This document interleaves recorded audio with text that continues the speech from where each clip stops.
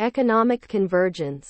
Some low-income and middle-income economies around the world have shown a pattern of convergence, in which their economies grow faster than those of high-income countries. GDP increased by an average rate of 2.7% per year in the 1990s and 2.3% per year from 2000 to 2008.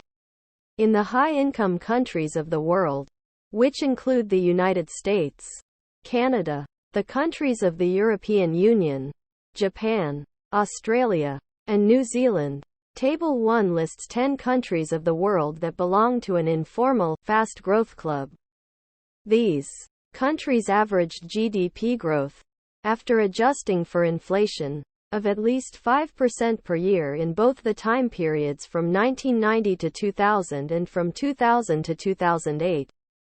Since economic growth in these countries has exceeded the average of the world's high-income economies, these countries may converge with the high-income countries. The second part of Table 1 lists the slow growth club, which consists of countries that average GDP growth of 2% per year or less, after adjusting for inflation, during the same time periods. The final portion of Table 1 shows GDP growth rates for the countries of the world divided by income. Each of the countries in Table 1 has its own unique story of investments in human and physical capital, technological gains, market forces, government policies, and even lucky events. But an overall pattern of convergence is clear. The low-income countries have GDP growth that is faster than that of the middle-income countries, which in turn have GDP growth that is faster than that of the high-income countries. Two prominent members of the Fast Growth Club are China and India, which between them have nearly 40% of the world's population. Some prominent members of the Slow Growth Club are high-income countries like the United States, France, Germany, Italy, and Japan. Will this pattern of economic convergence persist into the future? This is a controversial question among economists that we will consider by looking at some of the main arguments on both sides.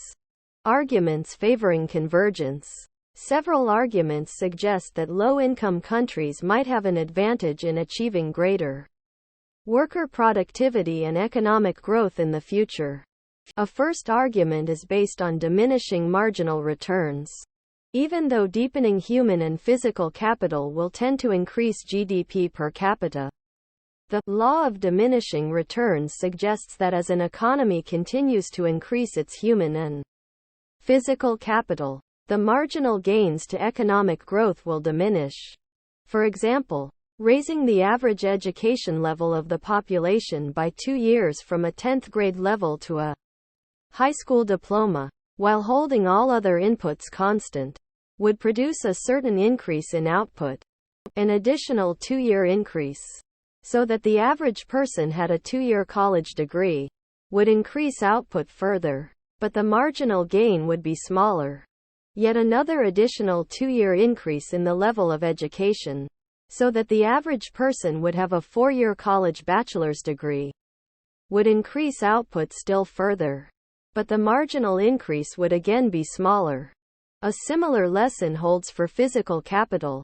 If the quantity of physical capital available to the average worker increases by, say, $5,000 to $10,000, again, while holding all other inputs constant, it will increase the level of output. An additional increase from $10,000 to $15,000 will increase output further, but the marginal increase will be smaller. Low-income countries like China and India tend to have lower levels of human capital and physical capital, so an investment in capital deepening should have a larger marginal effect in these countries than in high-income countries, where levels of human and physical capital are already relatively high. Diminishing returns implies that low-income economies could converge to the levels achieved by the high-income countries. A second argument is that low-income countries may find it easier to improve their technologies than high-income countries. High-income countries must continually invent new technologies, whereas low-income countries can often find ways of applying technology that has already been invented and is well understood. The economist Alexander Gerschenkron, 1904 to 1978, gave this phenomenon a memorable name: the advantages of backwardness. Of course, he did not literally mean that it is an advantage to have a lower standard of living. He was pointing out that a country that is behind has some extra potential for catching up. Finally, optimists argue that many countries have observed the experience of those that have grown more quickly and have learned from it. Moreover, once the people of a country begin to enjoy the benefits of a higher standard of living, they may be more likely to build and support the market-friendly institutions that will help provide this standard of living. Arguments that convergence is neither inevitable nor likely. If the growth of an economy depended only on the deepening of human capital and physical capital, then the growth rate of that economy would be expected to slow down over the long run because of diminishing marginal returns. However, there is another crucial factor in the aggregate production function: technology. The development of new technology can provide a way for an economy to sidestep the diminishing marginal returns of capital deepening. Figure 1 shows how. The horizontal axis of the figure measures the amount of capital deepening, which on this figure is an overall measure that includes deepening of both physical and human capital. The amount of human and physical capital per worker increases as you move from left to right, from C1 to C2 to C3. The vertical axis of the diagram measures per capita output. Start by considering the lowest line in this diagram, labeled Technology 1. Along this aggregate production function, the level of technology is being held constant, so the line shows only the relationship between capital deepening and output. As capital deepens from C1 to C2 to C3 and the economy moves from R to U to W, per capita output does increase, but the way in which the line starts out steeper on the left but then flattens as it moves to the right shows the diminishing marginal returns. As additional marginal amounts of capital deepening increase output by ever smaller amounts, the shape of the aggregate production line, Technology 1, shows that the ability of capital deepening, by itself, to generate sustained economic growth is limited, since diminishing returns will eventually set in. Now, bring improvements in technology into the picture. Improved technology means that with a given set of inputs, more output is possible. The production function labeled Technology 1 in the figure is based on one level of technology, but Technology 2 is based on an improved level of technology. So for every level of capital deepening on the horizontal axis, it produces a higher level of output on the vertical axis. In turn, production function Technology 3 represents a still higher level of technology, so that for every level of inputs on the horizontal axis, it produces a higher level of output on the vertical axis than either of the other two aggregate production functions. Most healthy, growing economies are deepening their human and physical capital and increasing technology at the same time. As a result, the economy can move from a choice like point R on the Technology 1 aggregate production line to a point like S on Technology 2 and a point like T on the still higher aggregate production line, Technology 3. With the combination of technology and capital deepening, the rise in GDP per capita in high-income countries does not need to fade away because of diminishing returns. The gains from technology can offset the diminishing returns involved with capital deepening. Will technological improvements themselves run into diminishing returns over time? That is, will it become continually harder and more costly to discover new technological improvements?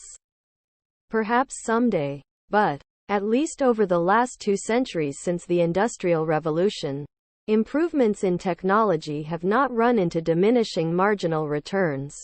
Modern inventions, like the internet or discoveries in genetics or materials science, do not seem to provide smaller gains to output than earlier inventions like the steam engine or the railroad.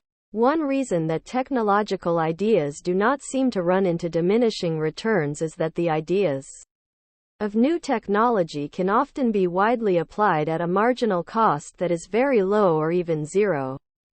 A specific additional machine, or an additional year of education, must be used by a specific worker or group of workers.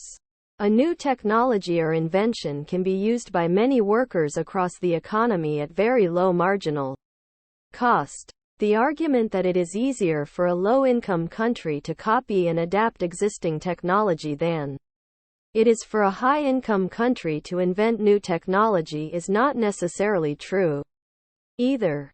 When it comes to adapting and using new technology, a society's performance is not necessarily guaranteed, but is the result of whether the economic, educational, and public policy institutions of the country are supportive. In theory, perhaps, low-income countries have many opportunities to copy and adapt technology, but if they lack the appropriate supportive economic infrastructure and institutions, the theoretical possibility that backwardness might have certain advantages is of little practical relevance. The slowness of convergence. Although economic convergence between the high-income countries and the rest of the world seems possible and even likely, it will proceed slowly. Consider, for example, a country that starts off with a GDP per capita of $40,000, which would roughly represent a typical high-income country today, and another country that starts out at $4,000, which is roughly the level in low-income but not impoverished countries like Indonesia, Guatemala, or Egypt.